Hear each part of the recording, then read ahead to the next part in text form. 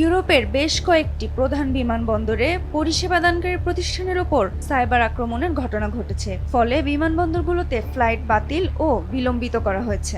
গত শুক্রবার রাতে হিথ্রো, বার্লিন, ব্রাসেলস সহ গুরুত্বপূর্ণ কয়েকটি বিমানবন্দর এই বিড়ম্বনার মুখে পড়ে। বিশ্বব্যাপী যাত্রী প্রক্রিয়াকরণ ব্যবস্থা সরবরাহকারী কলিন্স এরোস্পেসকে লক্ষ্য করে এই আক্রমণ করা হয়। সংস্থাটি জানিয়েছে তাদের যাত্রী প্রক্রিয়াকরণ সফটওয়্যারে সাইবার হামলা হয়েছে এবং যত তাড়াতাড়ি সম্ভব তা পুনরুদ্ধারের জন্য কাজ চলছে।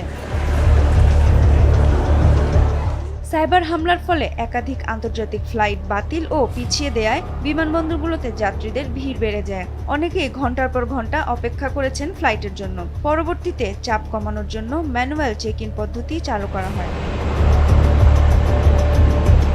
কলিন এরোস্পেস একটি যুক্তরাষ্ট্রভিত্তিক কোম্পানি। এটি 2018 সাল থেকে তার কার্যক্রম শুরু করে। এর মাধ্যমে যাত্রীরা নিজেদের চেক ইন করতে, বোর্ডিং পাস এবং ব্যাগ ট্যাগ প্রিন্ট করতে এবং তাদের নিজস্ব লাগেজ পাঠাতে পারে। বার্লিনের ব্র্যান্ডেনবার্গ বিমানবন্দর কর্তৃপক্ষ জানিয়েছে শুক্রবার সন্ধ্যায় সিস্টেমের ওপর আক্রমণ করা হয়। অনাকাঙ্ক্ষিত ঘটনা এড়াতে অপারেটররা সিস্টেমগুলির সঙ্গে সংযোগ বিচ্ছিন্ন করে দেন। ইউরোপের ব্যস্ততম লন্ডন হিথ্রো বিমানবন্দর জানিয়েছে তারাও এই সাইবার হামলার শিকার হয়েছেন।